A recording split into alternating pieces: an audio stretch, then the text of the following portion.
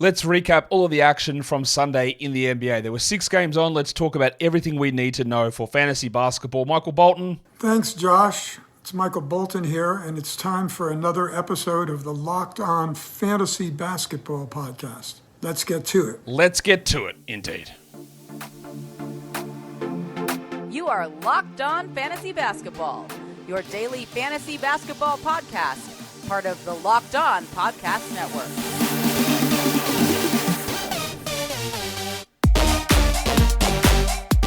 Hello and welcome to the Locked On Fantasy Basketball Podcast, brought to you by Basketball Monster. My name is Josh Lloyd, and they told me all of my cages were mental, so I got wasted, like all my potential. I'm also the lead fantasy analyst at basketballmonster.com, and you can find me on Twitter, as always, at redrock_bball, on TikTok at redrock_bball, and on Instagram at Locked On Fantasy Basketball. Today's episode is brought to you by LinkedIn Jobs. You can find the qualified candidates that you want to talk to faster. Post your job for free at linkedin.com/LockedOnNBA. That is linkedin.com/LockedOnNBA to post your job for free. Terms and conditions apply. Thank you also for making Locked On Fantasy Basketball your first listen every day. We are free and we are available on all platforms. Do you want to be with me here being a double banger? Because you can. You just got to listen to the audio and then you come across and watch the video, and you do it vice versa. And on the video side, you thumb it up, you subscribe, your notification bell, and you go down and leave your comments. And remember, Trade Deadline Show live Thursday, February 8th, 1:30 p.m. Eastern. Go ahead and pre-like it. I want 1,000 pre-likes now. We've hit 500, which I thank everyone for. I want you to put it in your calendar. I want you to get the notifications cracking, but I want 1,000 pre-likes. You can go do that. That's your triple bang for today. Special Sunday triple bang. Go pre-like the pre-game show, not the pre-game show, the Trade Deadline Show. It'll be linked up the top here.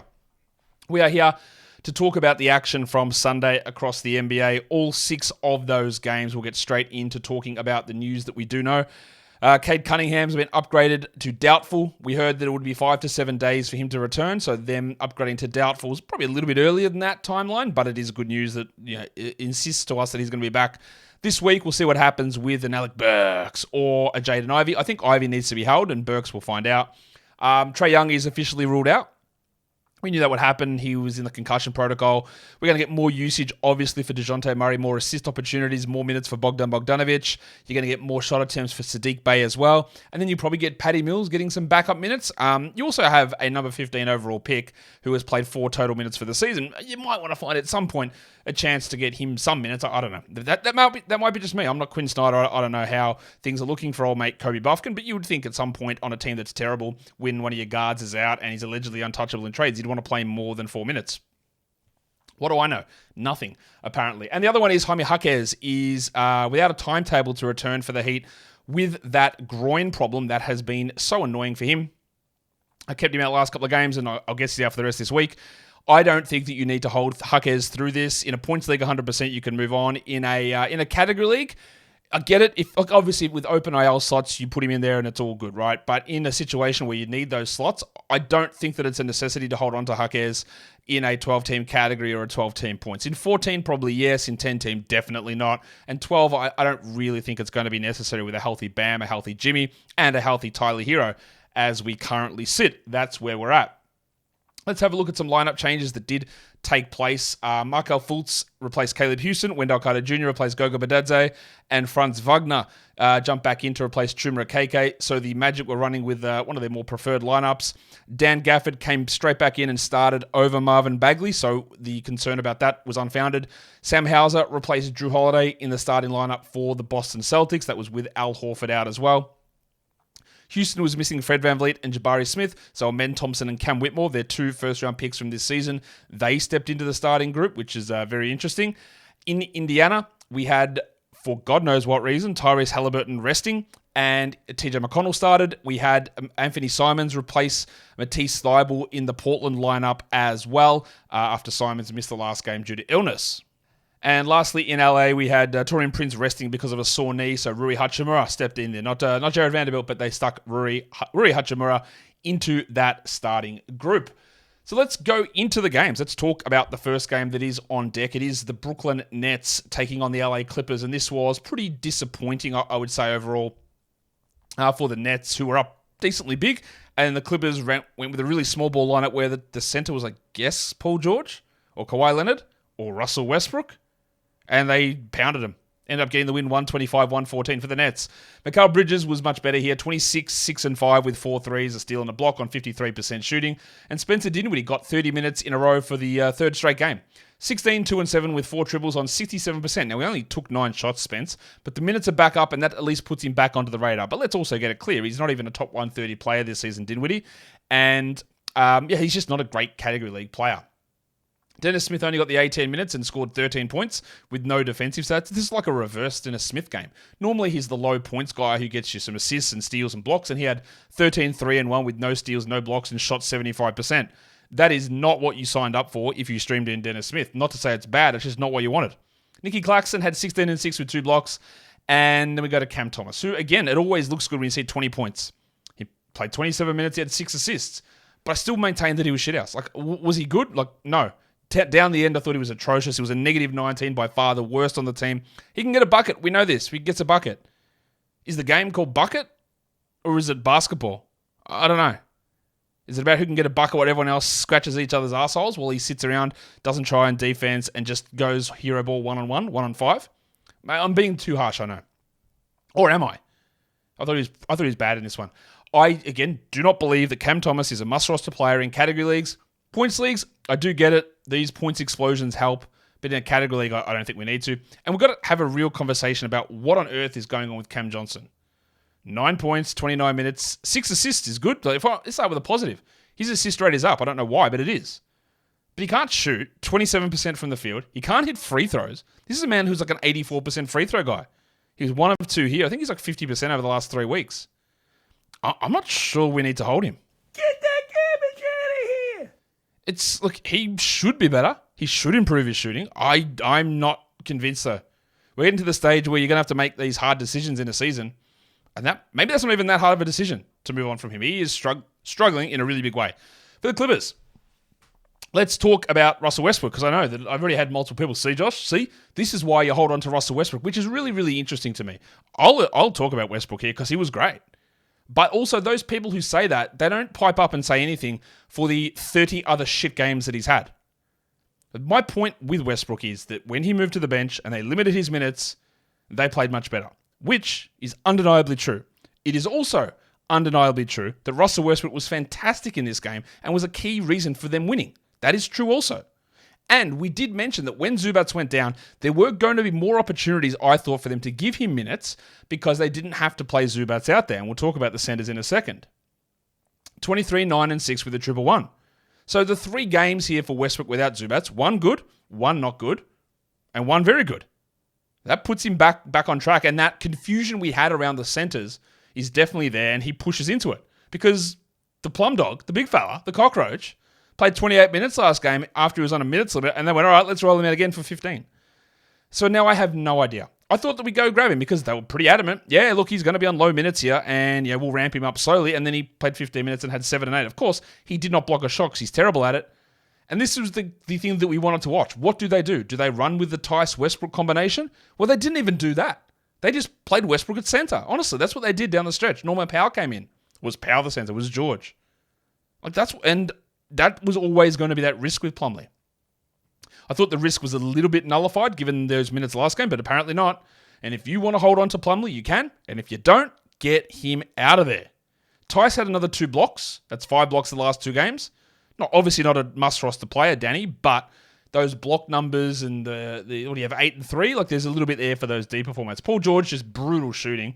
12 points with 1 assist in 29%, with 2 threes in 36 minutes, while Harden had 24, 5, and 10 with 2 steals. Now, Kawhi Leonard was ill before this game, so he definitely wasn't at his best, but towards the end of the game, he took over. He had 21, 4, and 4 in those 37 minutes. Just so the Westbrook fans don't get upset, I'll go back and reiterate. This was very good from Russell Westbrook, and if they play him 27 minutes a night, he's very clearly a must-roster player. The thing was, they weren't. They weren't playing him those minutes at all. They couldn't. It wouldn't work with him playing those minutes. And I know it is hard sometimes for Westbrook fans to understand there is a difference, but someone said, man, of course he can play with a non-shooting center. Look at what he did with his MVP season back with Steven Adams or back when he played with Kendrick Perkins. Yeah, 8 years ago. He's not the same player anymore. And again, very, very good. And there is this possibility they run small a lot more given Zubats is out. And that makes it does increase the viability of Westbrook. But as a long-term thing, no. I just don't think it is. I think that's relatively fair. Maybe it's not. Maybe I'm not being fair at all to the big Rustafa.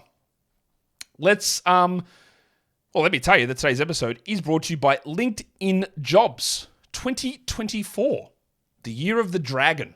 Is it also the year of the small business?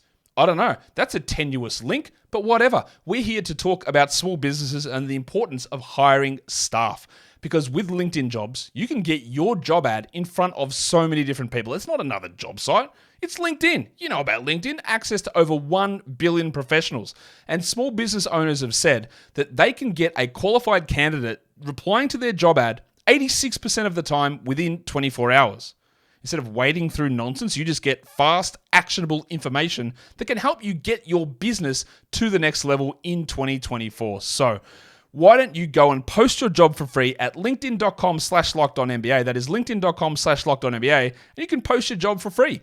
Terms and conditions apply.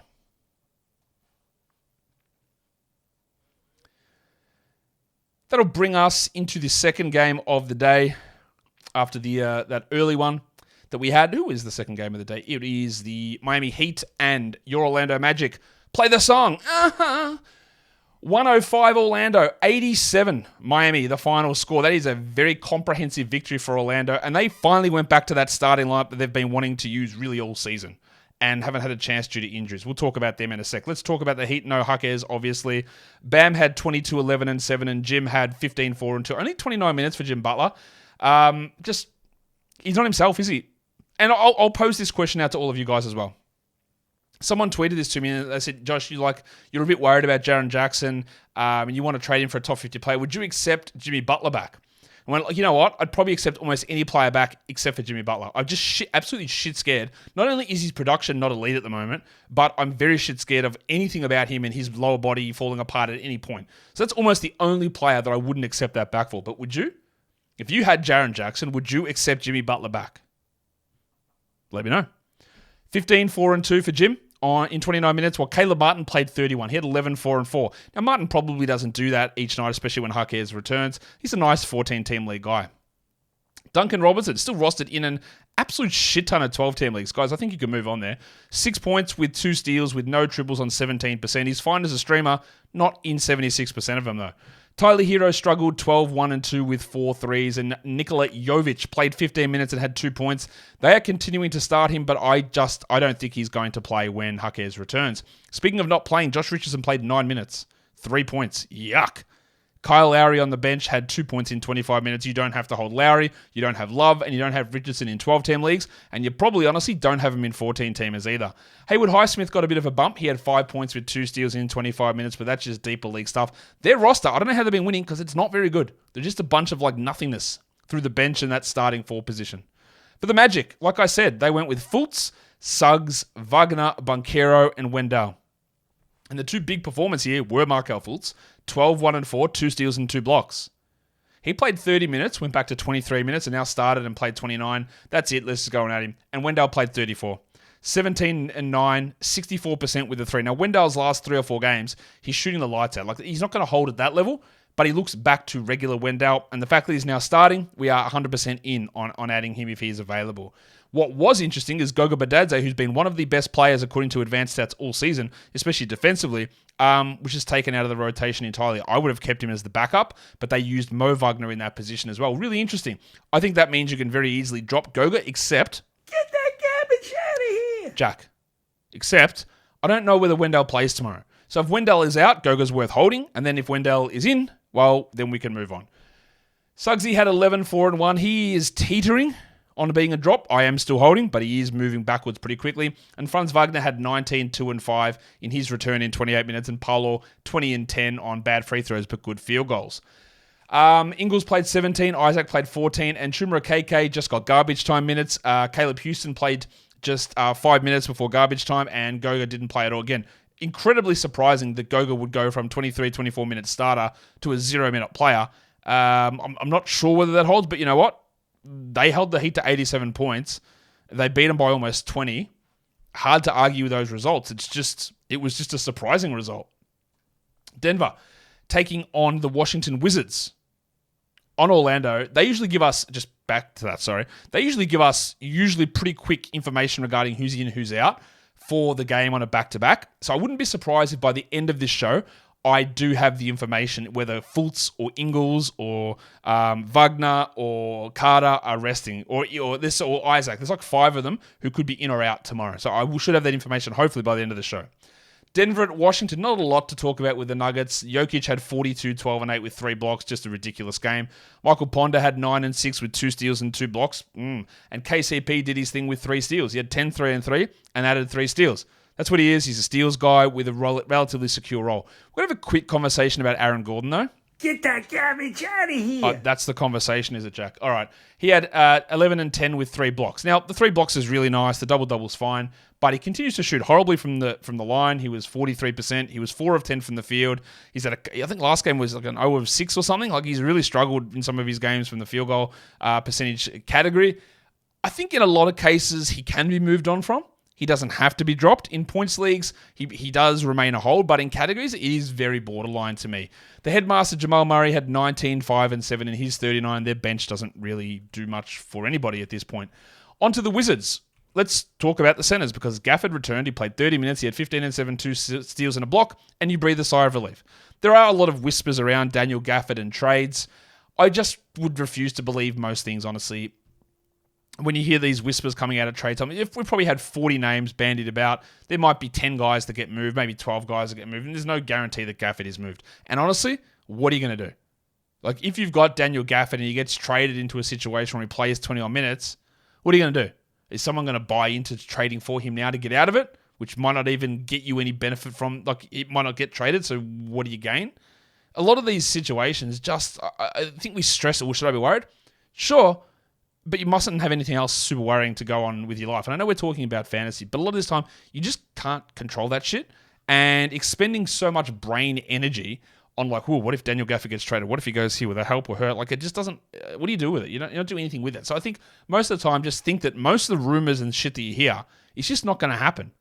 That's the vast majority. It's just not going to happen. And it's why I'm not actually putting a huge amount of effort this year into any trade deadline stash stuff, because it has to be stuff that, like, I could fake a show, and maybe I will, for engagement, for content, and put it up. These are the trade deadline stashes that you need to win your league. And then I'll come in and go, yeah, probably none of them, yeah? Because I think that's how I feel. Last year, I was adamant with about 3 of them. I think I hit 2 of the 3, or I got 3 out of 4, right? Because they stood out. This season, nothing really stands out. We'll see if that coalesces in the next couple of weeks. What this means for Bagley, 14 and 7 is nice. I don't want to rely upon notorious shit player Marvin Bagley playing 17 minutes a night in a bench role for my 12-team league. I will not rely on that. 14 and 7 is good, but this was a Bagley. He had 14, 7, and 1, no steals, no blocks. He actually hit all his free throws amazingly. It was 56 from the field, but I don't think that that's worth holding. He's a backup. He's Marvin Bagley. And I just don't think you want to do that in a 12s necessarily, because we needed to get the answer, and we did. What was interesting is Bilal Coulibaly closed the game over Deni Avdija. Bilal played 31 minutes, he had 9 points, but he had 4 blocks. Without the 4 blocks, it's a very pedestrian line. But he got him, so it's good. I think we just look at him still as a streamer, while Avdija, who'd been playing well, did not. He had 4, 8, and 3. Hold him. Speaking of not playing well, you know who I'm talking about. What is up with this dickhead? Jordan Poole. 4 points, 1 rebound, 0 assists, 100, no, not 100, 14% shooting. Now, you say, man, this guy's been terrible. Like, okay, he's still 140th over the last 2 weeks, including this absolute shit stain of a game. And before this game, he was 100th over the last 2 weeks before this. This game knocked him down 40 spots. So, who is on the wire that is better? Who is on the wire that has higher upside? Who is on the wire that is more annoying? Probably nobody. So what do you do with Poole? Like, it's getting to that stage where I have no hope of him turning it around, really. But it's also just about, would you be dropping him just because you're pissed? That's possible, yeah? And I get it, but does it actually benefit your team? But I'm also getting to that stage where I'm not sure that he turns anything around. Why doesn't he take any shots anymore? Where are the assists? Why can't he hit free throws like he used to? Why has everything disappeared? Just a disaster of a season. Disaster. Kuzma, 17, 6, and 7. Cool. And Tyus Jones had 15, 2, and 13 on 43%. So after that red-hot stretch that Tyus had was hitting every single shot in the world, that has obviously cooled off because it was never going to hold, as we're well aware. Today's episode is also brought to you by BetterHelp 2023. Here we go. It's done. But 2024, it's not even on the horizon anymore. We're smack bang right in the middle of 2024, and we need to work out what we're doing. And that sounds flippant, but sometimes we need a little bit of guidance to help us do the right things, to help us improve our lives. Now, therapy is one avenue to be able to do that. You don't want to go out there and make sweeping proclamations. I'm doing this for 2024. 2024 is the year of 30 handstands per day. And then by the third day of the year, you go, what am I doing? I'm not doing this anymore. You've got to make small, reasonable, realistic changes. And talking with a therapist to try and set those goals to do slow, positive improvement is a really important thing, I think. So if you've been thinking about starting therapy, give BetterHelp a try. It's entirely online. It's flexible and it's suited to your schedule. You do a brief questionnaire. They match you with a therapist. And if you don't click with that guy or girl, well, they just get you a new therapist, one that hopefully fits you better. So celebrate the progress that you've already made. Go to betterhelp.com/LockedOnNBA today to get 10% off your first month. That is BetterHelp, HELP.com/LockedOnNBA. Today's episode is also brought to you by FanDuel Sportsbook. The NFL playoffs, they are also wrapping up, but there is still time to get in on the action with FanDuel, America's #1 sportsbook. Right now, new customers get $150 in bonus bets guaranteed when you place a $5 bet. Could you have placed a $5 bet on FanDuel that the Bills would miss a field goal wide right in the playoffs? Well, if you did, you would have won, but it doesn't even matter. Because even if you lose the bet, you get $150 in bonus bets back. The app is so easy to use. There are so many different ways to bet. Live same-game parlays, finding bets in the Explore tab, and of course, the Parlay Hub. We all love a Parlay Hub. You can check other people's parlays. You can put your own parlays in there. You can amalgamate your parlays and their parlays to create a super mega duper complex parlay. It's all possible over on FanDuel. So go to FanDuel.com/LockedOn and make your first bet a layup. FanDuel is an official partner of the NFL. And don't forget to gamble responsibly. All right. Do you want me to tell you a little, I don't know if it's a secret, but do you want me to tell you like a little sports betting thing? You know why FanDuel wants parlays? It's because they're not like a very profitable way of betting. I think that's why. I think you would talk to most professional gamblers and they'd be like, just try and, I know it looks good trying to hit this 13-leg parlay for a big payout. In the end, it doesn't end up working out for you. So I would, even though the Parlay Hub exists, try some other bets. If that's the way you're going to go, that's the way you're going to go. All right. What are we going to do now? It is the next game, which is, of course, the Boston Celtics and the Houston Rockets. The Celtics were without Holiday, without Horford. So Porzingis went crazy. 32 points, 6 triples, 33 minutes. He had 5 blocks on 55%. A great way to end the week as they win 116-107. With two, let's call Horford a starter. He's not really, but he is a starter. With 2 starters out, Luke Cornett steps up. That's been a common theme. 8 and 10 with 3 blocks. Keep an eye on that for future dual starter rests. Maximum Derek White had 21 and 12 with 2 blocks on 45%. He took 20 shot attempts, Derek White. While Jaylen Brown had a triple-double, 13, 11, and 10 with 3 steals. Just a weird game.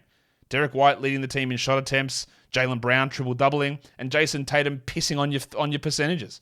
18 and 7 for Tatum on 24% from the field and 75 from the line. Tatum has been a under-discussed, huge disappointment in fantasy. Not as big as your mate, my mate, mustache baddie legend Jordan Poole, but pretty bad because he was a universal top, let's say 7 pick, a guy that some people would take as high as 2 because he's never going to get hurt, guys. And yeah, I even fell for that a little bit. Not really. You know I don't fall for the Iron Man nonsense, but this man's per game is shithouse. His percentages have dropped. Everything's down. 25th for the season. That's not good for a guy that was just every time getting picked at the very worst 7th in drafts. Not good. Pick it up, my guy. Sam Hauser started. He hit 3 threes. He also had 7 rebounds and 6 assists. I don't know where that came from. But with guys out, he was able to provide some numbers. And Pritchard had 9, 2, and 5 with 2 steals. The Celtics are not a very interesting team from a fantasy basketball perspective.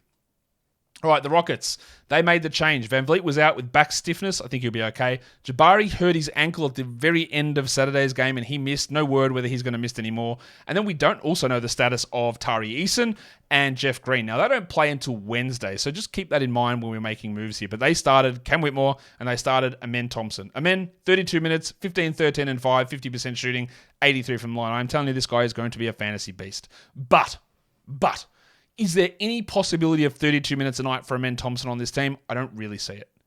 Van Vliet, I don't think it's going to be a long-term injury. Maybe Jabari's out, but this needed Fred to be out for Amen to do this, and he was great. He's one to watch. He's one in anything slightly deeper that you can grab, but it didn't work out. Like, I don't think it's going to be every night this happens. The Whitmore one definitely didn't work out. He only took 7 shots. He had 5 points in 27 minutes. He had a steal and a block, but he has been playing better. He's still probably more of a 14-team league guy, but if Eason and Smith remain out Wednesday, I'd be more than happy to go back to the Whitmore streaming well. Jalen Green, Jollibee Jalen, had 16, 4, and 5 in his 32 minutes. Bad from the field, bad from the line, and honestly, I think he's just bad. Like 16, 4, and 5 is not, it's not terrible. Like, okay, bad is an overstatement, but is he bad? Like, he's not very good at fantasy. We know this. He's not a good category league player. He's 185th for the season. That's not a must-roster player. So if you want to get jacking, get jacking. Get that garbage out of here! Şengün triple-double, 24, 12, and 10, while Brooksy had 25 and 5 with 4 steals and 5 threes. He is a perfect stream guy, but even that elite game brings Brooks to 185th over the last 2 weeks. So we know this is not going to be that guy the majority of the time. The next game we look at, that's the wrong button, but I'm going to hit it again because I want to hit the right one. The Indiana Pacers and the Phoenix Suns. Phoenix wins 117-110. I want to talk about Indiana here because Tyrese Halliburton rested because of hamstring injury management. Now, there's a couple of things that I don't know. And all I can take is the information that Rick Carlisle produced on face value. When he said this is no setback, this is just part of his return plan of injuries. I call the biggest load of bullshit ever. The biggest load of bullshit ever. You are well aware of my stance on NBA teams and players rushing back from hamstring injuries. Tyrese Halliburton came back from an injury which looked bloody severe, which was supposed to be reevaluated in 2 weeks. He came back before the reevaluation process to play a game on Friday, because it was Siakam's first game. And then why is he sitting this game? It's not a back-to-back. They didn't play Saturday, Sunday. They're not playing Sunday, Monday. How is that possibly part of the plan? You'll come back for one game too early and then sit 2 days later and then have another day off to rest. Why wouldn't he have not played on Friday, then had Saturday off, and then started and returned on Sunday? I can only believe Carlisle that was no setback, but bullshit. Like bullshit. This is what kind of a management plan is this? Maybe it is totally fine. But the optics of a guy coming back too early from a hamstring injury and then sitting a random game after one game back is horrid. To be clear, I believe them. I believe them. But I also don't. And I'm also a little concerned. And even if it's nothing, I'm still questioning, why would you do this? Where is the logic in it? Maybe I'm just completely missing something. Anyway, what the hell do we take out of this game? Because Carlisle said, all right, cool. We're going to play everybody. We're going to play the dumbest lineups you've ever seen. We're going to go super small and play 3 power forwards at a time and no centers. We're going to run without a point guard. I don't know what you take out of it because McConnell started. He played 12 minutes. He had 4 points. See you later. Get that garbage out of here! Mathurin had 4 points in 14 minutes. Get that garbage out of here! Neesmith had 6 points in 26 minutes. Not jacking him, probably a hold. And then Sticks had 15 points in 19 minutes with 2 blocks, and you go, that's great. But I'm not trusting Jalen Smith to be a 12-team league player playing 19 minutes as a backup. I am adding Buddy Hield, 18 points with 5 threes in 31 minutes. And then Jarris Walker, he played the 3. He had 18 minutes, 10 and 9. He's been very, very strong the last couple of games. And honestly, over the last 2 weeks, he's the 100th best player in fantasy. I don't know how. Well, I do, because he's been getting extra minutes, but I thought the arrival of Siakam would just kill him, but they played Siakam at center. So I'm not adding Walker, but that's really bloody interesting, isn't it? Miles Turner played 19 minutes. He had 12 and 2. There were, again, some weird funny buggers going on here. It wasn't foul trouble. It was Nurkic in foul trouble, small lineups from the Suns, and them running with a bench unit that just absolutely cooked. and they just roll with that. But man, like, how do you trust it? Obi Toppin had 13 and 6 in 26 minutes. Nembhard had 25 minutes for 9 points. Siakam had 15, 4 and 7. Ben Shepherd played 20 minutes for 4, 4, 4. The Moses Malone with 2 steals. I'm not chucking all this shit out, except I am watching Jarris Walker. I am adding Buddy Hield. I'm not adding Jalen Smith. And I just hope we get a level of normalcy from this team because this is a bullshit game. It's just all over the place with this rotation, and it's definitely worrying. I am not holding Mathurin. I am probably holding Neesmith, and I'm not adding Nembhard or Toppin. And I just hope Halliburton's back next game, and they didn't dick him over with an early return. I am worried, but I hope it's okay. For the Suns, Durant 40 and 9 with 3 blocks. What do I say? Like, that's just ridiculous. He didn't take a free throw somehow, but shot 72 from the field. Bielo 25, 4 and 3 without a triple, but 69%. Lovely. And Grayson Allen had a quick early locker room trip, but came back and had 13, 2 and 2. Remains must roster. Not a good efficiency night from Devin Booker, but he had 26, 6 and 8 with 2 steals on 38%. And Nurk had, he fouled out in 19 minutes. He had 4 and 13. But on a night where you foul out, getting those numbers are okay. And as is tradition, we got jack shit out of the rest of this team. Eric Gordon had 4 points in 30 minutes. He shot 17% from the field. He is only streamable on the days where you just are desperate for someone to maybe get some points and threes.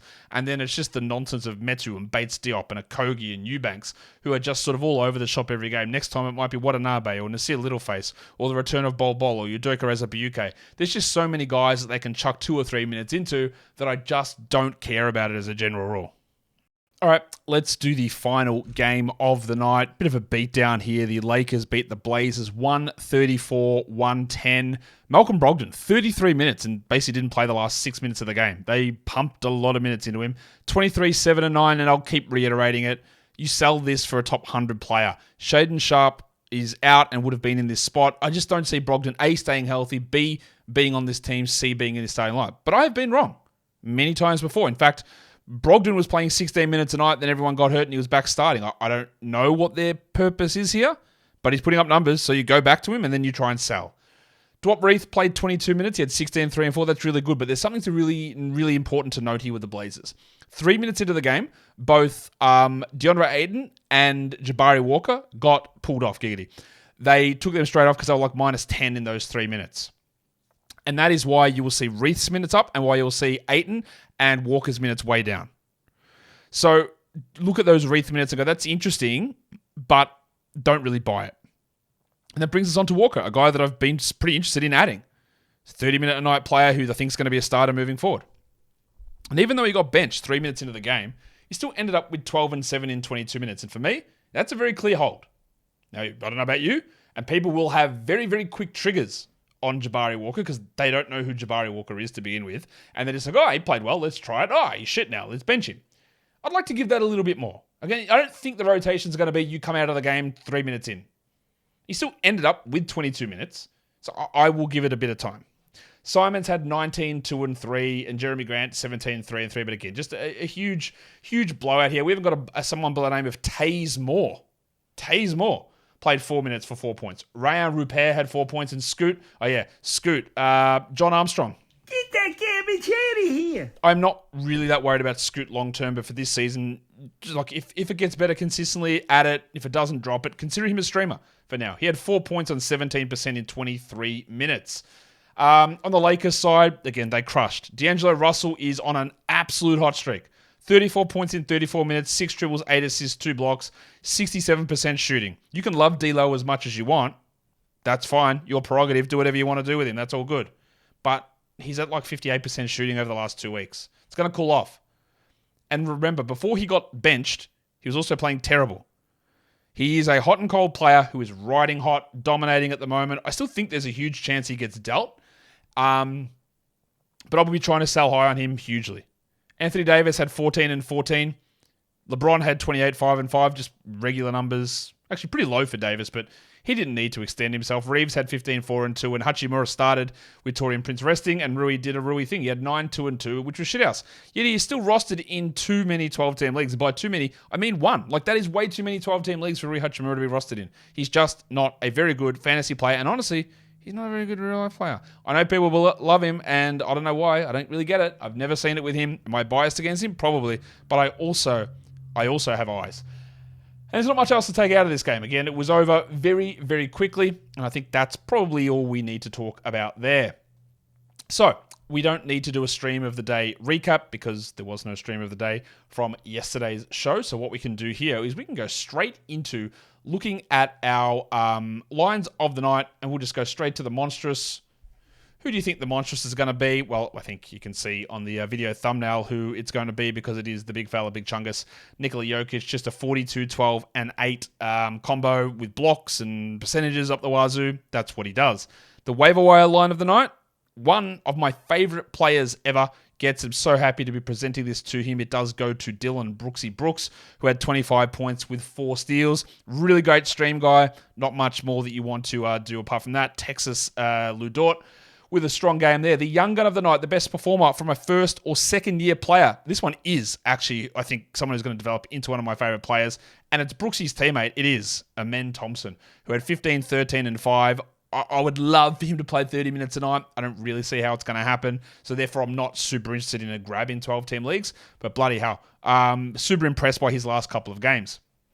And the dud of the night, someone I am not super impressed with. And he had a particularly poor game once again. And I don't believe he should be a 12-team league player. And that is Humpty Dumpty himself, Ben Mathurin. 4 points, 3 rebounds, 0 assists, sub 20% shooting. He might be a points league guy, but I'm not even certain of that. In category leagues, I just wouldn't be bothered in most cases. Now we can go in and have a look at the top 6 players of the day. We'll start with the top 6 players across category leagues. Of course we do, because number 1 is Big Chungus, Nikola Jokić, followed by Kevin Durant, Kristaps Porzingis, Jim Harden, D'Angelo Russell, and Alperen Şengün. Your top 6 players rostered in under 50% of leagues. Dylan Brooks at the top, followed by Amen Thompson. We just spoke about them. Luke Cornett is an interesting streamer when 2 starters go down. Christian Wood, jump back up, but we're a bit hesitant on using him, I think. Markelle Fultz, I just think we've got to add him. And then Jalen Smith, who did his damage in limited minutes, which was great. More of a 14-team league guy than anything else. Your top 6 points league players, number 1 was Nikola Jokić, followed by Durant, Porzingis, D'Angelo Russell, Alperen Şengün, and James Harden. And Obi, no worries. Let's have a look at our little takeaways here to end things. If Buddy Hield's available, I would add him. If Markelle Fultz is available, I would add him. If Wendell Carter Jr. is available, I would add him. So not names that are super available everywhere, but they are floating around on some spots. Fultz still 50% available. The 2 guys that I would consider drops are the 2 centers who were sort of fill-ins, Mason Plumlee and Marvin Bagley. Plumlee still could have value because he might not play 15 a night, but with Gafford back, Bagley's the reserve. Someone said to me, and I talked about this in one of the shows yesterday, I think it was, when I said, just listen to the words of what Bagley says, because there are people who will see Marvin Bagley, they'll look at him on the fantasy site and they go, well, it's got power forward center eligibility, so why doesn't he get power forward eligibility? And I said, listen to the quote from Marvin Bagley when they talked to him and they said, are you excited to be playing with Daniel Gafford? Yeah, can't wait to really think we complement each other. It's going to be great. I think we're going to provide really great minutes at center for the Wizards.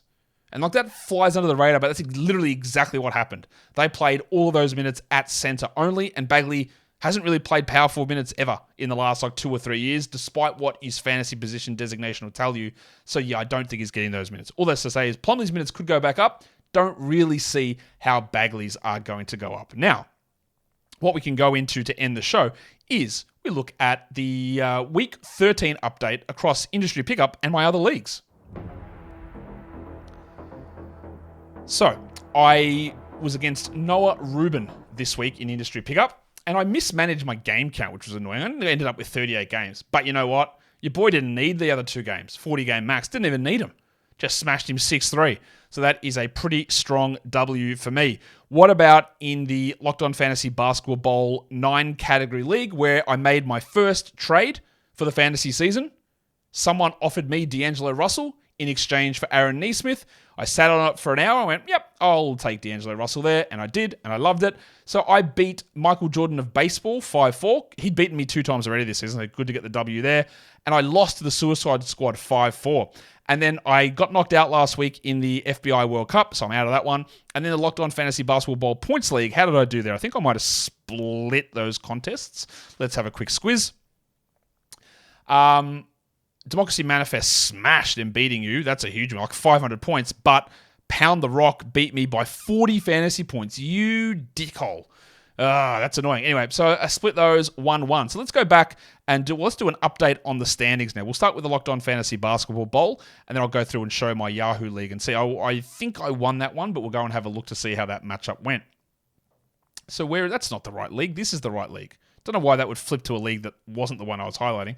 We're in the points league division, and that is not working, and I'm going to pause it because where is the Jason Kidd division? That's what I'm in. All right, now that's fixed. So there I am, third in there with a 16-10 record. Pretty happy with that. Let's look in the category league, Locked On Fantasy Basketball Bowl, where I think I was second heading into today's matchup, and I split those ones, or even it was a 9-9 overall in the main Red Claws division. Where am I here overall? Let's have a look. Sometime today. There we go. Third. Oh, I dropped down a spot. Bowler Swallowers jumped ahead. And then lastly, the standings. I'm going to be first here. Yeah, industry pickup. I'm ahead by 4 games over Drew Dinkmeyer. Let's go back to the scoring. What were the over? How did I get to 4 up on Drew? I'm happy with that. Did he lose today? Let's have a look. Rhett Bauer beat... Oh, he did. Rhett beat him 5-4. W. Rhett Bauer. Kingy beat Mike Catron 5-3-1. Mike Barner beat Barutha 5-4.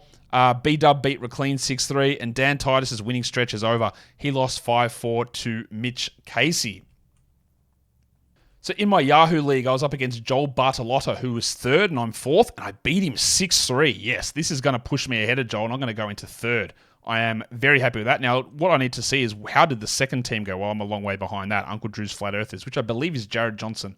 He had a 5-3 win, so I'm not going to catch him, but that will push me into third in that. I was 12th in that league for the first 4 weeks. So just a little bit of early patience, some early injuries hit me. I actually lost Evan Mobley in this league as well, and now I am roaring home.